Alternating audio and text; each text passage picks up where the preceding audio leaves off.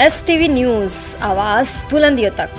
हम यही कहेंगे कि जब हम हमारी बात करते हैं तो हम विश्व के प्रत्येक सनातनी की बात करते हैं, भारत के प्रत्येक हिंदू की बात करते हैं। और जब जब मैं कहूंगी तो हम कहेंगे कि कौन हूं मैं फिर से कह रही हूं, जब मैं बात करूंगी मेरी तो मैं समस्त सनातनियों की बात कर रही हूं कि कौन हूं मैं। अपना परिचय मैं खुद दे रही हूं, और मैं मेरा नहीं, मैं समाज के सनातनियों का परिचय दे रही हूं कि प्रणाम, मैं हिंदू हूं।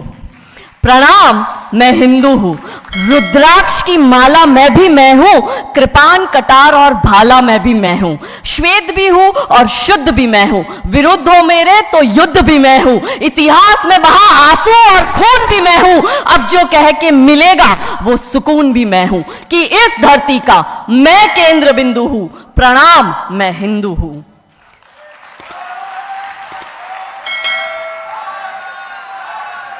महादेव। चिता की अग्नि गंगा का पानी, चिता की अग्नि गंगा का पानी, सप्त ऋषियों सा ब्रह्म ज्ञानी भी मैं हूं। सियावर राम का हनुमान भी मैं हूं। भोला हूं, सरल हूं, तुम्हारा मित्र भी मैं हूं। खोल भी दूं तुमको और घुल भी जाऊं तुम में, कुछ ऐसा चरित्र भी मैं हूं कि इस धरती का मैं केंद्र बिंदु हूं। प्रणाम, मैं हिंदू हूं। प्रणाम का भाव भी मैं हूं। प्रणाम का भाव भी मैं हूं। आक्रमण का घाव भी मैं हूं। सहनशील, स्थिर और शांत भी मैं हूं। देवभूमि भारत का हर प्रांत भी मैं हूं। शक्ति भक्ति ना थकती क्रांति भी मैं हूं। तूफान है और तूफान से पहले की शांति भी मैं हूं कि इस धरती का मैं केंद्र बिंदु हूं। प्रणाम, मैं हिंदू हूं। और क्योंकि आज हमारा विषय जो हमें दिया गया है वो सभ्यता संस्कृति को नष्ट कर देने वाले सेंसर बोर्ड के विषय में, और जब जब हम सेंसर बोर्ड की बात करते हैं तो दिमाग में पहला भाव आता है बॉलीवुड का, OTT प्लेटफॉर्म्स का। इस देश को जितना बर्बाद इस्लामिक आक्रमणकारियों ने नहीं किया, इस देश को जितना बर्बाद ईसाई आक्रमणकारियों ने नहीं किया, उससे ज्यादा बर्बाद यदि इस देश को कोई कर रहा है तो वो इस देश की बॉलीवुड की फिल्में कर रही है। लड़ाई पूरी नैरेटिव की है, ये पूरी लड़ाई आइडियोलॉजी की है। कैसे हमारे दिमाग को खराब करते हैं। हमें बचपन से ये बताया गया कि मुगल ने देश पर आक्रमण किया, नहीं, देश पर आक्रमण मुसलमानों ने किया था। हमें यह बताया गया कि इस देश पर आक्रमण अंग्रेजों ने किया, नहीं, इस देश पर आक्रमण ईसाइयों ने किया था। और ये मुसलमान और ईसाई जो बाहर से आए, हमने इनको फिर भी अपनाया, इस देश में जगह दी, स्थान दिया, प्यार दिया, इन्हें इनको बनाने दिए, मस्जिदें बनाने दिया, इनको इनका गिरजाघर, इन्होंने हमारे धर्मांतरण भी कराए। और आज हालत यह है कि भारत के 9 राज्यों में और 200 जिलों में हिंदू अल्पसंख्यक हो गया है, और यही चिंता सताए रहती है। तब आज हम सब इस मंच पर होकर यह चिंतन मनन करते हैं कि हम हमारे देश की और हमारे धर्म की रक्षा कैसे करेंगे, क्योंकि धर्म बचेगा तो ही देश बचेगा, नहीं तो सिर्फ अवशेष बचेगा। कृष्ण बचेंगे, राम बचेंगे, चारों पावन धाम बचेंगे। इसलिए धर्म की रक्षा जरूरी है। और इस देश को बर्बाद करने का सबसे बड़ा षड्यंत्र जब सेंसर बोर्ड द्वारा बॉलीवुड के माध्यम से किया जाता है, तब 3 स्टेज पर, क्योंकि हम कहते हैं ये देश जो है वो है धरती माता, हम इसे कहते हैं भारत माता, यहां देवियों का नाम पहले लिया जाता है। तो कैसे नैरेटिव बदला जाता है कि इस देश की महिलाओं का दिमाग खराब कर दो, देश अपने आप खत्म हो जाएगा। साउथ अफ्रीका की एक बहुत बड़ी यूनिवर्सिटी में कहा गया था कि किसी भी देश को बर्बाद करने के लिए वहां पे बम, बारूद, गोला, असला दागने की, मिसाइल दागने की जरूरत है ही नहीं। आप उस देश की सामाजिक व्यवस्था, सांस्कृतिक व्यवस्था, शैक्षणिक व्यवस्था और पारिवारिक व्यवस्था को खत्म कर दो, वो देश अपने आप खत्म हो जाएगा। अब यही षड्यंत्र चल रहा है। कैसे चल रहा है? 3 स्टेज पे काम होता है। 25 वर्ष तक की बच्चियों को बिगाड़ने का काम बॉलीवुड अपने टीवी सीरियल के माध्यम से करता है। 25 से 35 वर्ष की शादीशुदा महिलाओं का जीवन और उनके परिवार को बर्बाद करने का काम एकता कपूर जैसी महिलाएं अपने टीवी सीरियल के माध्यम से करती है। और जो नौकरी करती हुई बहन बेटियां महिलाएं हैं, जो कि वर्किंग विमेन हैं, उनका दिमाग खराब करने का काम ये ओटीटी प्लेटफॉर्म्स अपने वेब सीरीज के माध्यम से करता है। कैसे करता है, मैं संक्षिप्त में एक एक उदाहरण देकर आपके समक्ष रखूंगी। और बहुत जरूरी है कि जब हम तो एक साधारण व्यक्ति है, हम संसारिक जीवन में रहते हैं, लेकिन यहाँ पर जो उपस्थित हमारे संतगण है, महंतगण है, इनके बहुत बड़ा फॉलोअर्स ग्रुप रहता है, बहुत से लोग आते हैं, बहुत सी महिलाएं आती है। ये बात वहां तक पहुंचे क्योंकि वो यहाँ पर उपस्थित नहीं है, पर हमें पता है कि वीडियो के माध्यम से हमारे संत श्री, हमारे महंत श्री हमारी ये वाणी जो है उन तक पहुंचाएंगे कि कैसे करते हैं। ये एक फिल्म बनाते हैं 25 वर्ष की तक की बच्चियों को कैसे बिगाड़ना है। हिंदुओं के परिवारों को बिगाड़ने के, तोड़ने के षड्यंत्र चल रहे हैं। और सिर्फ एक हिंदू को नहीं खराब करना है, उसके पूरे के पूरे कुटुंब को बर्बाद कर देना है। तो एक भारत की महिला 2 परिवार को जोड़ती है, मायका पक्ष और ससुराल पक्ष। और हम कहते हैं कि भारत की परिवार व्यवस्था जो है वो मानवता की सबसे बड़ी देन है। तो इसी व्यवस्था को खत्म कर दो। कैसे कर दो? तो ये एक फिल्म बनाते हैं अतरंगी रे। हमारी क्योंकि दीदी भी यहाँ उपस्थित है जो कि सेंसर बोर्ड में सदस्य है, तो हम इतना उनसे विनती करेंगे कि हमारी ये बात भी उन तक पहुंचाए। सिस्टमैटिकली ये फिल्मों में लड़की दिखाएंगे हिंदू की, लड़का दिखाएंगे मियाँ भाई का, और उसमें भी दिखाएंगे कि वो लड़का चाहे अनपढ़ हो, चाहे गवार हो, चाहे आतंकवादी हो, चाहे पंचर छाप हो, और वो हिंदू की लड़की चाहे कितनी पढ़ी लिखी हो, लेकिन उसका परिवार जो है वो रूढ़िवादी है, वो रिग्रेसिव है, और उसके सामने यदि वो घोड़ा भी चला रहा है, खच्चर टट्टू भी चला रहा है, तो वो बड़ा प्रोग्रेसिव है, वो बड़ा संस्कारी है। कैसे करते हैं? ये एक फिल्म बनाते हैं अतरंगी रे। अतरंगी रे फिल्म में जो कि आज के युवा बच्चियों का लेटेस्ट क्रश है, सारा अली खान हीरोइन लेते हैं। हमारी युवा बच्ची इसको फॉलो करती है।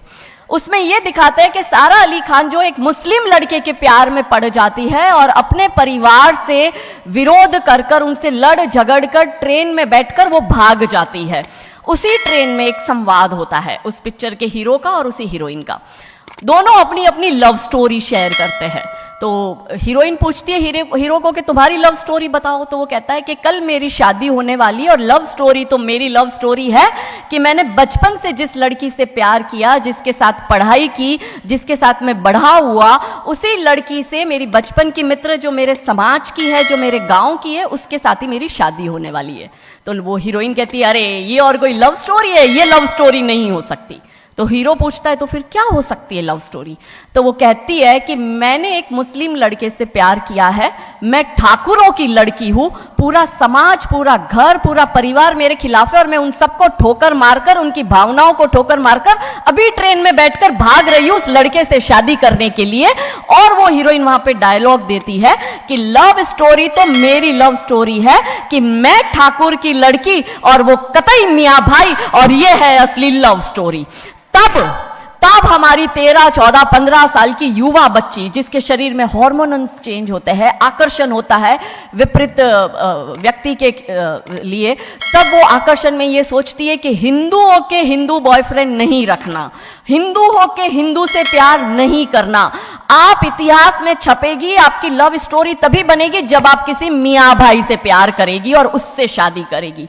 तो कैसे सिस्टमैटिकली ये स्लो पॉइजन बॉलीवुड की फिल्मों के माध्यम से फ्रेजाइल माइंड में डाला जा रहा है। और आज देखो कि क्यों समाज में लव जिहाद के इतने केस बन रहे हैं, और उसका सबसे बड़ा और मुख्य कारण बॉलीवुड है, क्योंकि इन बॉलीवुड वालों ने हमारी बेटियों को हादी रानी और रानी चिन्नमा रानी अब्बा का नहीं दिखाया। इन बॉलीवुड वालों ने हमारी बेटियों को करीना खान दिखाया है ताकि वो अपनी कोख से तैमूर और जहांगीर पैदा करे।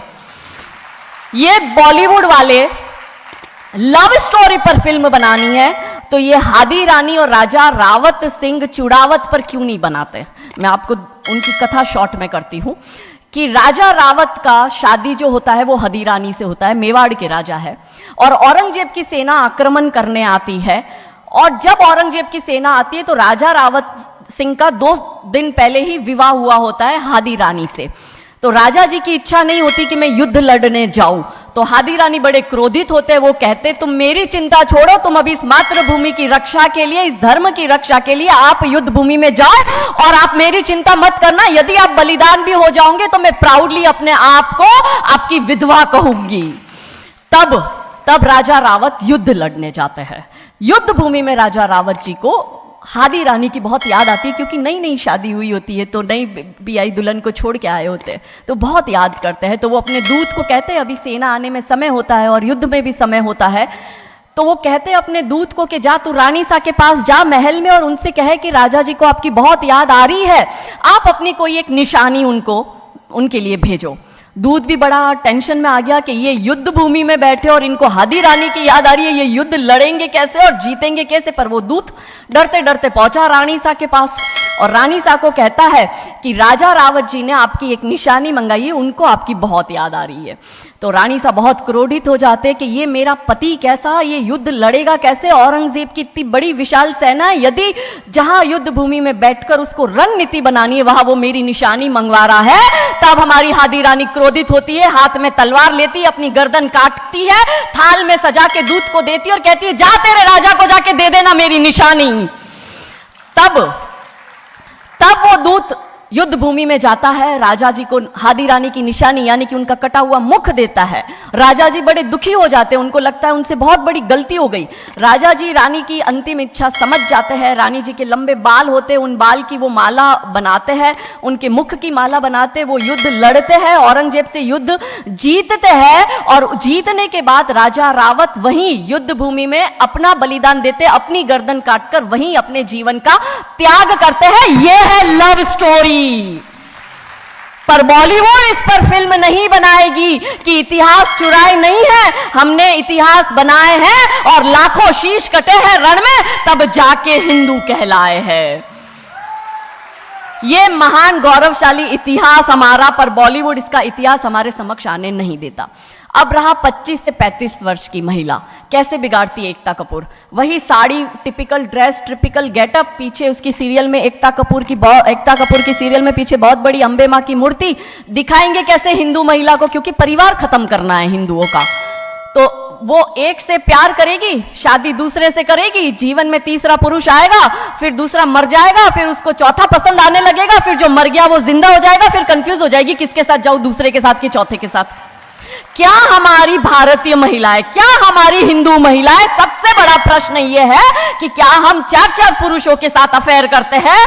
क्या यह हमारा सम्मान है? और अगर यदि हम सब एक होकर इसके लिए नहीं बोलेंगे तो यह आवाज नहीं उठेगी। और दुख की बात यह है कि ऐसी एकता कपूर जैसी महिलाएं जो घर तोड़ने का काम कर रही है, इनको पद्मश्री अवार्ड मिल जाता है। कैसे मिलता है? भारत सरकार से इस भूमि पर खड़े होकर मैं निवेदन करती हूं कि आप ऐसी महिलाओं के पद्मश्री वापस लो, क्योंकि ये महिलाएं हिंदू परिवारों के मकान, घर तोड़ने का काम कर रही है। और तीसरा और अंतिम, नौकरी करने वाली बहनों का दिमाग कैसे खराब करना है। तो ओटीटी प्लेटफॉर्म के माध्यम से ये दिखाएंगे कि यदि आप नौकरी कर रही है तो आपके सास ससुर आपके पैर की जूती, आपका पति आपके पैर की जूती। बच्चा पैदा करने के लिए आपको किसी से शादी करने की जरूरत नहीं है, आपको ससुराल व्यवस्था में रहने की जरूरत नहीं है, और आप है फेमिनिस्ट। और स्त्रीवाद का झंडा दिखाकर हमारी बहन बेटियों को एक हाथ में शराब का ग्लास, दूसरे हाथ से सिगरेट फूको, अंग्रेजी में गालियां बको और आप अपने आप को फेमिनिस्ट कहो। क्या यह फेमिनिज्म है भारत की धरती का? ये कभी नहीं हो सकता। रानी चिन्नमा, रानी अब्ब का फेमिनिज्म का उदाहरण है, और दूर जाने की जरूरत नहीं है। हमारी परम पूजनीय दीदी मां साध्वी रितंबरा दीदी मां फेमिनिज्म का सबसे बड़ा उदाहरण हमारे समक्ष है। रानी नायका देवी, रानी लक्ष्मीबाई हमारे लिए फेमिनिज्म का सबसे बड़ा उदाहरण है। तो यहां उपस्थित सभी महानुभावों से हम यही विनती करते हैं कि फिल्म के माध्यम से ड्रग्स, अश्लीलता और गाली गलौच ये दिखाने के सिवाय कुछ नहीं होता। तो हम सब मिलकर एक साथ एक आवाज उठाए कि इन चीजों का बंद होना बहुत जरूरी है, क्योंकि आने वाली पीढ़ियों को बर्बाद करने का काम ये लोग अपने टीवी सीरियल और फिल्मों के माध्यम से कर रहे हैं। और क्योंकि शुरुआत भगवान राम जी के नाम से करी थी, तो अंत भी हम भगवान राम जी के नाम से करना चाहेंगे कि कौन है राम। राम जो है चेतना है, बिंदु है, बिंदु जिससे प्रस्फुटित है तेज, तेज जो कि इस समस्त सृष्टि की रचना की कल्पना का हेतु है, अनाम है। अनाम जो है पंक्ति में प्रथम, प्रथम है धर्म धैर्य का, है शौर्य का, अनंत अंत क्रोध का, प्रचंड युद्ध का, निलय प्रलय विराम है, विराम है अहम का, है शोध इस अनंत का, अनंत मुक्त क्रोध का, अनंत भक्ति बोध का, अनंत शक्ति स्रोत का, अनंत मोक्ष धाम है। वो एक नाम राम है, वो एक नाम, वो एक नाम। नमः पार्वती पते हर हर महादेव। बहुत बहुत धन्यवाद, बहुत बहुत आभार, थैंक यू।